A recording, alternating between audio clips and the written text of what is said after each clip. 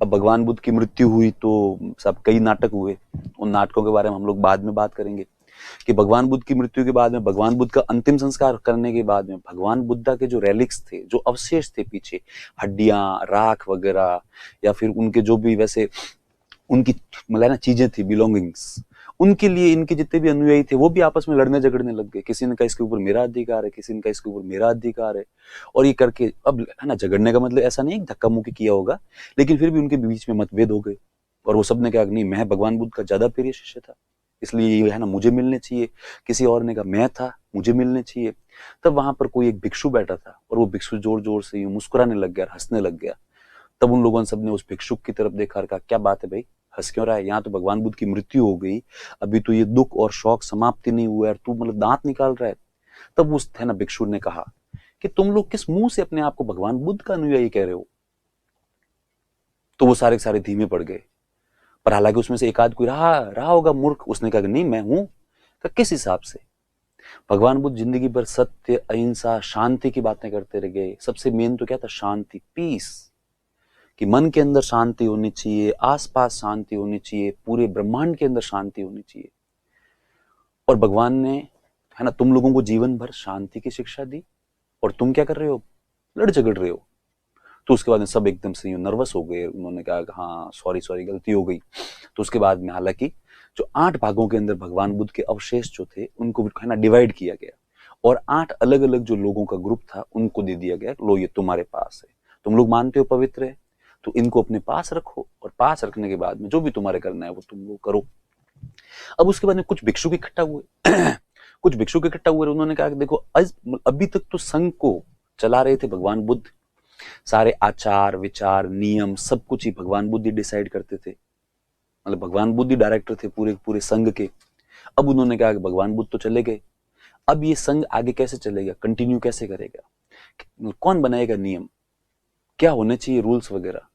तब इन्होंने कहा कि अपन ऐसा करते हैं, एक गेट टुगेदर करते हैं, जितने भी भगवान बुद्ध के अनुयायी है, जिनको या फिर उनके शिष्य है, उनके डिसाइपल्स है, उनको जिनको ज्ञान की प्राप्ति हो गई है, अर्थात जिनको निर्वाण की प्राप्ति हो गई है, उन सबको बुलाते हैं, और बुलाने के बाद में एक है ना काउंसिल अपन रखते हैं, कमेटी रखते हैं, ठीक है। और उसके अंदर हम लोग वो जो है ना डिसाइड करेंगे सभी लोग मिलकर कि संघ कैसे चलेगा, संघ कैसे कंटिन्यू करेगा। तो इस बात पर हम लोगों ने पहले लिखा होगा अजातशत्रु के समय कि अजातशत्रु ने प्रथम बौद्ध संगीति का आयोजन करवाया था, याद आ रहा है?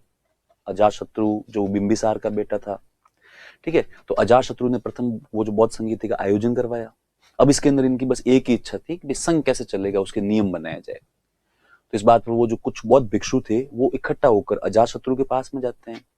अजातशत्रु स्वयं भगवान बुद्ध का अनुयायी था, इसलिए वो कहता है कि हम लोग चाहते हैं कि हम लोग एक थोड़ी काउंसिल रखें, एक गेट टुगेदर रखें, और ताकि हम कुछ नियम बना सकें। तब अजातशत्रु ने कहा बिल्कुल बिल्कुल, आप लोग तो है ना रखो, कहाँ पे रखना है, और ऑर्गेनाइजर मैं हूँ, आप खाने पीने की, रहने की, किसी भी चीज की कोई प्रॉब्लम है ना, वो जो नहीं सोचे उसके बारे में, ये सारे के सारे मैं एडजस्ट कर दूंगा, और खूब अच्छे से आपकी व्यवस्था होगी, आप तो बस काउंसिल रखो। तो इस बात पर जितने भी निर्वाण प्राप्त शिष्य थे उन सबको जो है सब इनवाइट किया गया, और उसमें से मैक्सिमम आए भी सही। अब वो लोग सारे के सारे बैठे, और बैठने के बाद में डिसीजन करने लगे कि सब करें। अब प्रश्न यह पैदा हो गया कि भगवान बुद्ध का प्रिय शिष्य था, वह था आनंद, ठीक है। और आनंद को अभी तक निर्वाण की प्राप्ति नहीं हुई थी, इसलिए किसी ने कहा कि आनंद को बुलाएंगे नहीं। तब इस बात पर उपाली जो भगवान बुद्ध के प्रधान शिष्य है, लिखा होगा हमने, ठीक है, उपाली कहते हैं कि बिना आनंद के तो ये फिर है ना ये काउंसिल जो है वो अधूरी है, क्योंकि भगवान बुद्ध के बारे में जितना आनंद जानते हैं उतना तो कोई नहीं जानते। भगवान ये जो है ना आनंद जो है वो भगवान बुद्ध के साथ साये की तरह रहते थे। भगवान बुद्ध क्या सोचते थे, भगवान बुद्ध क्या बोलते थे, भगवान बुद्ध क्या उनको पसंद था, क्या उनको ना पसंद था, और भगवान बुद्ध की सारी बातों को जितना आनंद जानता है और समझता है उतना तो कोई जानता ही नहीं है। तो फिर आनंद को तो बुलाया जाए, ये बात शायद मैंने आपको बताई थी आनंद के समय, ठीक है, कुछ नहीं आज वापस रिपीट हो गई। तो आनंद को बुलाया गया। आनंद को लगा वहां पर कि कुछ माहौल थोड़ा अजीब सा है। तब आनंद को किसी वो फुसफुसाहट के माध्यम से पता लगता है कि अच्छा है ना मुझे बुलाया जाए या नहीं बुलाया जाए, इस बात पर ये लोग आपस में डिस्कस कर रहे थे। तब आनंद खड़े होकर उनको धन्यवाद है ना बोलता है, कहता आप लोगों ने मुझे बुलाया, जबकि नियम तो यही था कि वही व्यक्ति आएंगे जिनको निर्वाण की प्राप्ति हो रखी है। लेकिन फिर भी चलो धन्यवाद। उसके बाद में आनंद ने मेहनत करी और मेहनत करने के बाद में आनंद जो है उनको भी निर्वाण की प्राप्ति हो गई थी उसके दौरान। तो ये होता है करारा जवाब देना। आनंद ने कहा कि ठीक है, मेरा तो केवल क्या है, कोचिंग से ही प्यार हो गया था, इसलिए मैं चाहता नहीं था कि मेरा सिलेक्शन हो।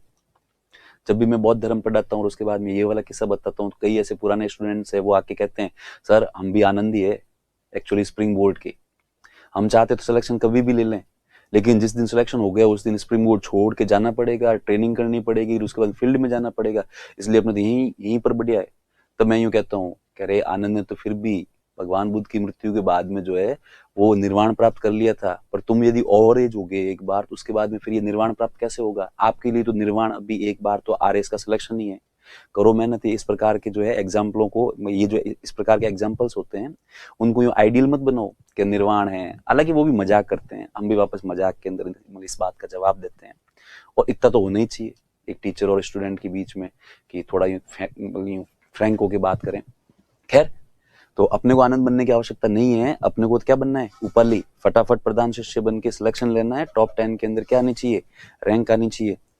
फिर भगवान